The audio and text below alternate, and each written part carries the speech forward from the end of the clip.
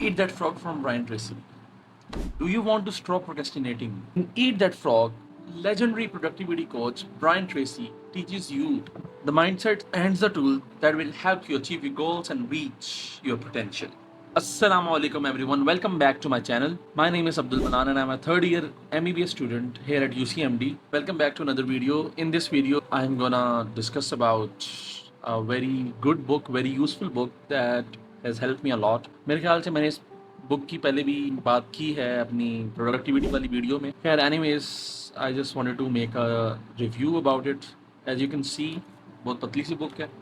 So first things first, who is the author, who is Brian Tracy, right? जब भी कोई बंदा book पढ़ता है तो उससे पहले इसके ऑथर के पता करते हैं ना कि ऑथर कौन है, क्या कैलिबर है. So the book is written by a legendary productivity coach who is Brian Tracy. Now, who is Brian Tracy? Brian Tracy is an old school productivity coach. He has been at it since the 80s and he writes about time management, entrepreneurial skills, positive thinking, and leaderships, etc. etc. You get it, right?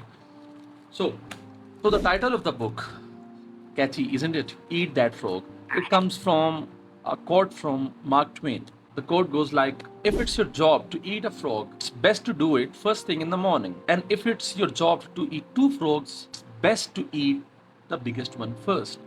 The frog is being used as a metaphor here. He wasn't talking about a live frog, Frog that he's talking about is actually a task. So तो इस coat का मतलब क्या हुआ? इस coat का मतलब ये हुआ कि अगर आपको सुबह उठते साथ एक फ्रॉग खाना पड़ेगा आपको hypothetically, it will give you the sense of satisfaction कि the worst part of the day is over. उसके बाद आपके दिन में ऐसा कुछ भयंकर नहीं होने वाला कि आपको कोई फ्रॉग वगैरह खाना पड़ेगा. ऑब्वियसली अगर इसको देखा जाए इन कॉन्टेक्स्ट ऑफ प्रोडक्टिविटी में, in that sense your frog is the most important task. वो टास्क जिसका बिगेस्ट इम्पैक्ट हो आपके दिन पे, और अगर आप वो टास्क कंप्लीट कर लें उसके बाद चाहे आप दिन वेस्ट भी कर दें, सारा टाइम इंस्टा यूज़ करें तो या नेटफ्लिक्स देखें, बिंज करें, आपको फिर भी सोने से पहले ये रिलीफ हो कि you did not waste yet another day.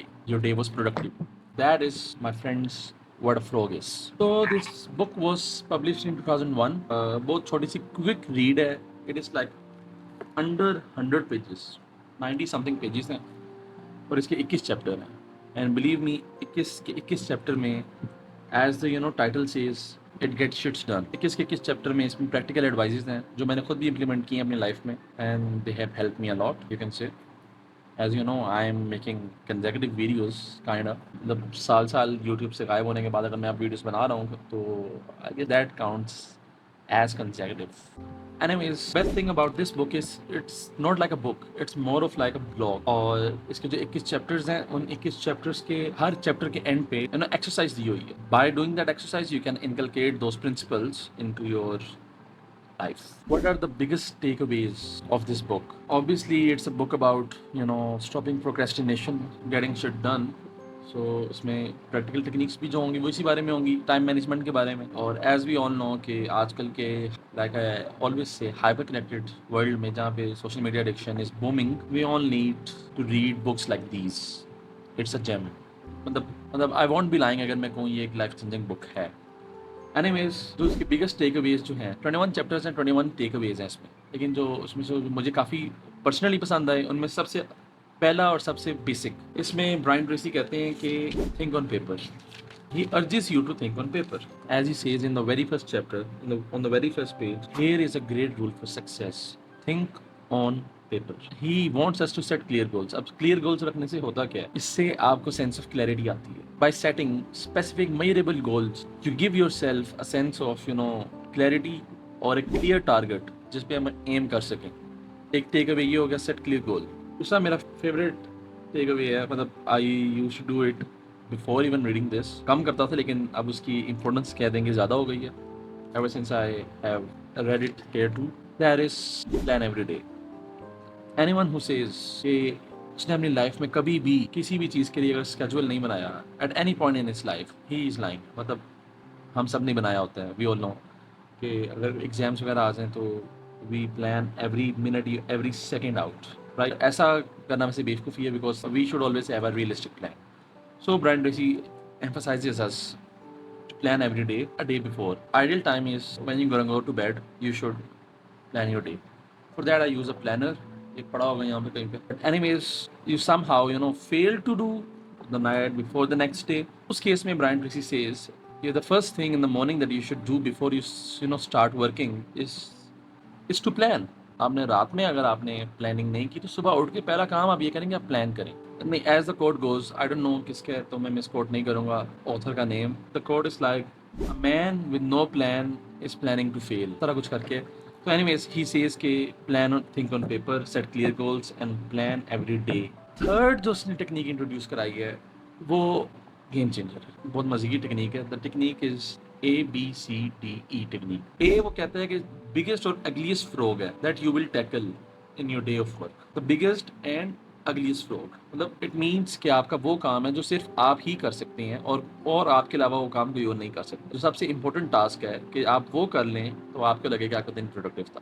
That is number A task. वो टास्क है जिसके सीरियस कॉन्सिक्वेंसेज भी होंगे अगर आप वो नहीं करेंगे. जैसे कि अगर आपको कोई टेस्ट आ रहा है and if you fail to prepare for it, आप उसमें फेल होंगे तो obviously there will be consequences that you will fail. तो ए टास्क हो गया a task that you must do. B task वो है a task that you should do. जैसे returning a call to your relatives और friends. मतलब B task अगर हम नहीं करेंगे तो उसके माइल्ड कॉन्सिक्वेंसेज होंगे. ऑब्वियसली बाद में आप कोई टॉपिक करा देंगे या फिर माफ़ी मांग लेंगे तो that will sort out. But ये इतनी इंपॉर्टेंट नहीं है जितना कि आपका ए टास्क होता है. अब सी टास्क वो है जिसके कोई कॉन्सिक्वेंसेज होते ही नहीं है. Like going to a lunch with a friend और conducting some personal business during your work hours. अगर आप वो नहीं भी करेंगे तो उसका कोई कॉन्सिक्वेंस होगा ही नहीं. सी टास्क वो है. डी टास्क वो टास्क है जिसको आप डेलीगेट कर सकते हो. बाजार से अगर आपने दही लेने जाना है, it's a task that you can delegate to your servant और योर लिटिल ब्रदर. तो ये वो टास्क है जो आप डेलीगेट कर सकती हैं जिससे आपके ए टास्क के लिए टाइम फ्री अप हो जाए. और मजे की बात ये है कि most of the people 50% time अपना सी और डी टास्क पे ही लगा देते हैं. अब ई टास्क वो टास्क है जिसको आप टोटली एलिमिनेट कर सकते हैं. लिखते वक्त आपको वो थोड़ा सा इंपॉर्टेंट फील हुआ, that is why it is on your list, but now it has lost its importance. अब वो आपको इंपॉर्टेंट नहीं लग रहा. तो it is a kind of a task that you can totally eliminate. Suppose अगर आपके एक से ज़्यादा ए टास्क हैं तो you can categorise as A1 A2 A3. और अगर आपका टास्क इतना बड़ा है कि वो एक सेटिंग में नहीं हो सकता तो he does not emphasize you on eating the biggest frog in one bite. उस सिनेरियो में ब्रायन ट्रेसी कहते हैं कि आप अगर आपने बड़ा फ्रॉग खाना है तो यू विल डिवाइड इट. तो आप उस एक ए फ्रॉग को आप A1 A2 में डिवाइड कर लेंगे but you will eat it because he emphasises on completion of a task 2. कि आप जब टास्क पे किसी पे आप कोई काम पे निकल पड़े हैं तो आप वो काम 100% कंप्लीट करें. 100% कंप्लीट करने से पहले से ना उठें. But sure you can divide it into chunks. उसके अलावा the evergreen 80-20 rule. 80-20 रूल क्या है? 80-20 रूल ये रूल है कि 80% ऑफ रिजल्ट हमारी 20% एफर्ट से आता है. मतलब 20% हमारी एक्टिविटीज़ ऐसी होती हैं जिनसे हमारा 80% रिजल्ट आता है. और मज़े की बात ये है कि वो 20% एक्टिविटीज़ हैं जिन्हें हम अवॉइड कर रहे होते हैं. And anyways in the end मैं ये कहना चाहूँगा कि ये बुक बहुत अच्छी बुक है.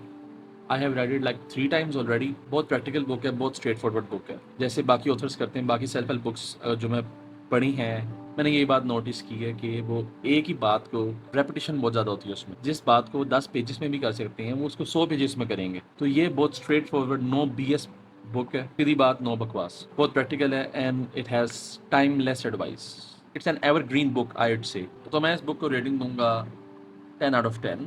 जो आपकी एक्सपेक्टेशंस होंगी इस बुक को उठाने से पहले दे विल बी मेट. मैं तो इस बुक को हाईली रिकमेंड करूंगा अगर आपको भी मेरी तरह छोटे छोटे कामों में प्रोक्रेस्टिनेट करने की आदत है. That's all for the video. अगर आपको हाउ टू स्टॉप प्रोक्रेस्टिनेटिंग में मेरी वीडियो देखनी है तो आपको यहाँ कहीं भी मिल जाएगी.